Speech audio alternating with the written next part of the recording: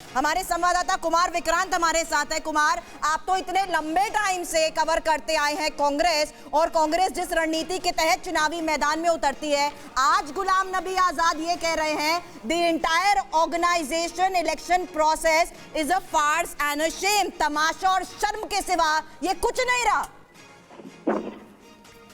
देखिए, गुलाम नबी आजाद की सीधी नाराजगी राहुल गांधी और उनकी टीम से रही है।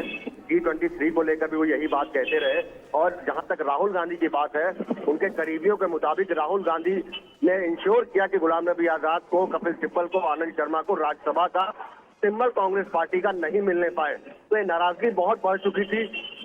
बीच में आप कह सकते हैं कि पुल के तौर पर सोनिया गांधी थी, तो जो आजाद इतने वक्त तक पार्टी में बने हुए थे, वरना राहुल गांधी और उनकी टीम लगातार ये कहते रहे कि जिसको पार्टी में रहना हो रहे, जिसको जाना हो जाए। तो ये नौबत इस हद तक पहुंच चुकी थी।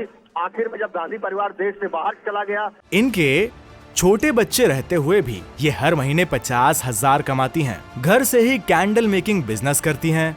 आपको भी सीखना है और करना है, फिर क्यों देरी? फ्रीडम ऐप को अभी डाउनलोड करें। और केशव वेणुगोपाल जो कि संगठन महासचिव है, काफी जूनियर है आजाद के सामने, उनको जिम्मेदारी दे दी गई आजाद को समझाने की। तो आजाद को लगा कि शायद आला कमान के साथ बिल्कुल कुमार विक्रांत, और उनके लेटर पर गौर करें तो बहुत इमोशनल मैसेज भी उन्होंने इस पूरे लेटर में कन्वे किया, जिसमें वो लिखते हैं कि संजय गांधी के आग्रह पर 1975 से 76 में उन्होंने कश्मीर में युवा कांग्रेस पार्टी की जिम्मेदारी संभाली थी, और उनके आग्रह पर ही वो पार्टी में आए, बिना किसी स्वार्थ के पार्टी की सेवा की, पार्टी के कार्यकर्ता के रूप में सेवा की। और आज हालत ऐसी है कि पार्टी के जो सीनियर लीडर्स हैं, उनकी कोई रिस्पेक्ट नहीं है, कोई कदर नहीं है। राहुल गांधी के बिहेवियर तक को वो चाइल्डिश बिहेवियर कहते हैं। ये तक लिखा गया इस रेजिग्नेशन लेटर में। इससे ये पता चलता है कि कितने ज्यादा समस्या में और कितने पार्टी से नाराज चल रहे थे गुलाम नबी आजाद। जी बिल्कुल, आजाद लगातार राहुल गांधी की कार्यशैली पर, राहुल गांधी के जो रणनीतिकार थे उनको लेकर लगातार सवाल उठाते रहे, और वो लगातार ये बात कहते रहे कि एक कलेक्टिव लीडरशिप होनी चाहिए। ठीक है कुमार, यहाँ पर आपको थोड़ी देर के लिए रोकना चाहेंगे। इस वक्त रविंद्र रैना, जम्मू कश्मीर बीजेपी के अध्यक्ष, हमारे साथ फोन लाइन पर कनेक्ट हो चुके हैं। रविंद्र जी, किस तरह से आप देखते हैं गुलाम नबी आजाद, जो कि कश्मीर से ही आते हैं और कश्मीर के बहुत बड़े चेहरे के तौर पर उनकी पहचान है, उन्होंने कांग्रेस पार्टी के सभी पदों से इस्तीफा दे दिया है और कांग्रेस के आला नेतृत्व पर बहुत गंभीर सवाल उठाए हैं। देखिए, श्री गुलाम नबी आजाद साहब कांग्रेस पार्टी के नेता थे, और ये कांग्रेस पार्टी के घर में जो घोटाला चल रहा है, इसका बीजेपी का कोई लेना देना नहीं है। ये कांग्रेस पार्टी का इंटरनल मामला है। लेकिन यहाँ तक बात है श्री गुलाम नबी आजाद साहब की, तो वो देश के एक बड़े नेता हैं। स्वयं माननीय प्रधानमंत्री जी ने जब गुलाम नबी आजाद साहब राज्यसभा से उनके विदाई समारोह में माननीय प्रधानमंत्री जी ने स्वयं श्री गुलाम नबी आजाद साहब में के बारे में बहुत कुछ बोला था। जो गुलाम नबी आजाद साहब ने अपने पत्र में कांग्रेस के ऊपर गंभीर आरोप लगाए हैं, ये तो सत्य है। कांग्रेस पार्टी के अंदर कोई इंटरनल डेमोक्रेसी नहीं है, रिमोट कंट्रोल से वो पार्टी चलती है, वहां सिर्फ वन मैन डिक्टेटरशिप होती है, वहां कोई इंटरनल डेमोक्रेसी नहीं है। जिससे दुखी होकर, घुटन महसूस करके गुलाम नबी आजाद साहब जैसा बड़ा व्यक्ति, जिसने कांग्रेस को खड़ा करने में अहम भूमिका निभाई है, insulted and I tell you, एक तो चाइल्डिश बिहेवियर, ये वाला वो कांग्रेस छोड़ चाइल्डिश बिहेवियर, ठीक है। रविंद्र रैना जी, क्या अब बीजेपी स्वागत करेगी क्या गुलाम नबी आजाद का? बात करेंगे आप उनसे, आने का न्योता देंगे? देखिए, भारतीय जनता पार्टी देश की पार्टी है, देश की जनता की पार्टी है। कोई भी देशभक्त व्यक्ति जो देश और समाज की सेवा करता है, निस्वार्थ भाव से, वो भारतीय जनता पार्टी में उसका स्वागत है। रही बात गुलाम नबी आजाद साहब की, तो ये उनका पर्सनल प्रेरोगेटिव है, उनकी चॉइस है कि वो क्या निर्णय लेंगे। लेकिन एक बात जो उन्होंने एक्सपोज की है कांग्रेस की, कि कांग्रेस पार्टी में मनमानी है, कोई इंटरनल डेमोक्रेसी नहीं है और खानदानी राज है।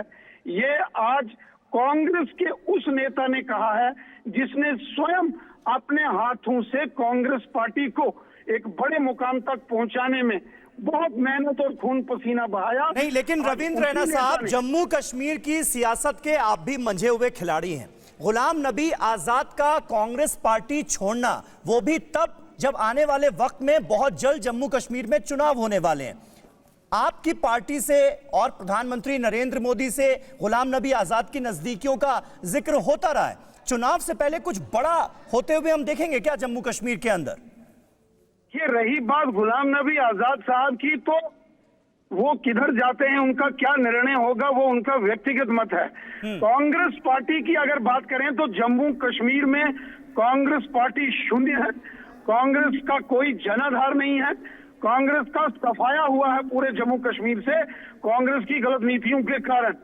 और कांग्रेस न केवल जम्मू कश्मीर बल्कि पूरे भारत से कांग्रेस पार्टी का सूपड़ा साफ हो गया है। और जो कुछ बची खुची कसर थी वो गुलाम नबी आजाद साहब के त्याग पत्र के बाद इस कांग्रेस की जो डूबती नैया थी, मैं कहूंगा वो बिल्कुल डूब गई है। कांग्रेस का सफाया हो गया है। गुलाम नबी आजाद साहब क्या निर्णय लेंगे वो उनका व्यक्तिगत निर्णय है, वो उस पर मैं कोई टिप्पणी नहीं कर सकता। लेकिन इससे बीजेपी की अपनी सियासत जम्मू कश्मीर में कितनी इफेक्ट होने वाली है? भारतीय जनता पार्टी जम्मू कश्मीर में सबसे मजबूत राजनीतिक दल है। वहाँ जिला परिषद हो, ब्लॉक समितियों के हो, पंची सरपंची या शहरी जो निकाय हो, भारतीय जनता पार्टी का 70% के आसपास वहाँ हमारे विजयी उम्मीदवार हैं। जम्मू कश्मीर में हमें वहाँ अन्य किसी सहयोगी दल की जरूरत नहीं पड़ेगी। आने वाले विधानसभा चुनावों के बाद अपने दम पर तो जाहिर है यानी रविंद्र रैना, रविंद्र जी, जिस तरह का जितना बड़ा कद और जितना प्रभाव जम्मू कश्मीर के अंदर गुलाम नबी आजाद का रहा है, आप मानते हैं ना कि अगर वो आपके साथ आ जाएं तो बीजेपी को भी इसका बहुत बड़ा फायदा मिलेगा आने वाले चुनावों में?